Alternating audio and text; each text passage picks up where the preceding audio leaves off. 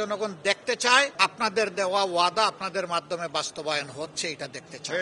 নদীগুলো আল্লাহর রহমত, কিন্তু সেই রহমতগুলো এখন আমাদের দুঃখের কারণ হয়ে দাঁড়িয়েছে। আপনাদের এই অধিকার আদায় না হওয়া পর্যন্ত আমাদের এই লড়াই চলবে ইনশাআল্লাহ। বাংলাদেশকে যদি আমরা ডেমোগ্রাফির দিক থেকে আলাদা করি, ইকোনমিক ডেমোগ্রাফি, যে কোন এলাকা কতটুকু অগ্রসর, তাহলে সবচেয়ে পিছনের এলাকার নাম হচ্ছে উত্তরবঙ্গ। রাজধানী থেকে যে জেলা যত দূরে সে তত ছিল সুবিধা বঞ্চিত, অধিকার বঞ্চিত। বিশেষ করে 3টা নদী বিধৌত আপনাদের এই এলাকা। নদীগুলো আল্লাহর রহমত, কিন্তু সেই রহমতগুলো এখন আমাদের দুঃখের কারণ হয়ে দাঁড়িয়েছে। বছরের পর বছর সিলট্রেটেড হয়ে পলি এবং বালু জমে এখন নদী হয়ে গেছে মরুভূমি। বর্ষা মৌসুমে পানি ধারণ করার ক্ষমতা নাই, কাজেই দুই দিকে আঘাত করে দুই পারকে ভেঙে চুরমার করে দেয়। মানুষের স্বপ্নকে, হাজার হাজার পরিবারের স্বপ্নকে মাটির সাথে পানির সাথে মিশিয়ে দেয়। রেইনবো অ্যাক্রোপ্লাস্টে অ্যাক্রিলিক এমালশন থাকায় মুছে ফেলা যায় যে কোনো দাগ সহজেই। Rainbow paints, colour of joy. আবার যখন শুকনা মৌসুম, যখন প্রয়োজন কৃষকের 1 ফোঁটা পানির, জমিতে ফসল ফলানোর জন্য, যেহেতু বালুচর জমে গিয়ে সেখানে মরুভূমি হয়েছে, এখন পানি পাওয়া যাচ্ছে না। অতএব বর্ষায় বাসিয়ে দেওয়া হচ্ছে, আবার শীত মৌসুমে বা শুকনা মৌসুমে সেখানে পর্যাপ্ত বা প্রয়োজনীয় পানি পাওয়া যাচ্ছে না। এই পানি শুধু ক্ষেতের ফসল ফলানোর জন্য নয়, আগামীতে সুপ্রিয় পানির অভাবে হাজার জাতের রোগ বালাই এখানে দেখা দেবে।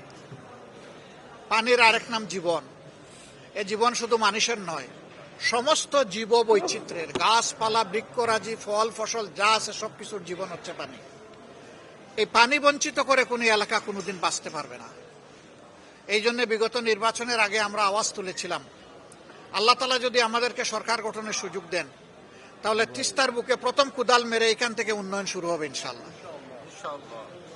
আগে তিস্তা পাড়ের মানুষ আর এই 3 নদী পাড়ের মানুষগুলোকে তাদের দুঃখ দুর্দশা লাঘব করার জন্য আমরা উদ্যোগ নেব। আমরা তিস্তা মহাপরিকল্পনা বাস্তবায়নের কথা বলেছিলাম। এখন যারা সরকারে আছেন তারা একটা বিশাল আন্দোলন করেছেন নির্বাচনের আগে আগে। আপনাদের এই এলাকার একজন মন্ত্রী, তার নেতৃত্বে এই আন্দোলন হয়েছে, আর বিএনপির সমস্ত নেতারা এখানে এসে হাজির হয়েছেন।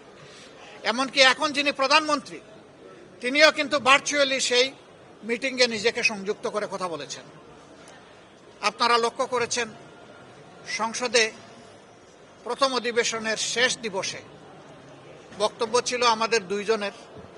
আগে আমার বক্তব্য, তারপরে প্রধানমন্ত্রীর, মাননীয় প্রধানমন্ত্রীর বক্তব্য। আমি আমার বক্তব্যে যতটুকু আল্লাহ আমাকে জ্ঞান বুদ্ধি দিয়েছেন, আপনাদের দুঃখ কষ্টের চিত্রটা আমি তুলে ধরার চেষ্টা করেছি। কিন্তু আমি মনে করি দুঃখ কষ্টের 100 ভাগের 1 ভাগও আমি বলতে পারি নাই, 99 ভাগ এখনো বাকি আছে। এটা আমার বিশ্বাস। এত বড় একটা এলাকাকে অবহেলা, অগ্রাহ্য করে বাংলাদেশ এগিয়ে যাবে, এটা কল্পনা করা যায় না। আর তারা তো এই দেশের মানুষ, কেন তারা সরকারের কাছ থেকে ন্যায্য হিস্সা পাবে না? এটা তো কারো দয়ার দান নয়, এটি তাদের অধিকার, এটি তাদের পাওনা। এই জন্য সংসদে আমি দাবি তুলে বলেছি যে ধন্যবাদ জানাই মাননীয় মন্ত্রী, আপনি জাগো বাহে বলে সবাইকে জাগিয়েছেন। জনগণ এখন জেগে আছে, এখন জনগণ দেখতে চায় আপনাদের দেওয়া ওয়াদা আপনাদের মাধ্যমে বাস্তবায়ন হচ্ছে, এটা দেখতে চায়।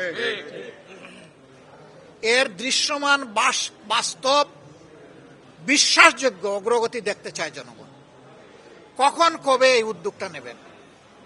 আমরা আপনাদেরকে কথা দিচ্ছি, নির্বাচনের আগে যেমন বলেছি তেমনি এখন বলতেই থাকব, আপনাদের এই অধিকার আদায় না হওয়া পর্যন্ত আমাদের এই লড়াই চলবে ইনশাআল্লাহ।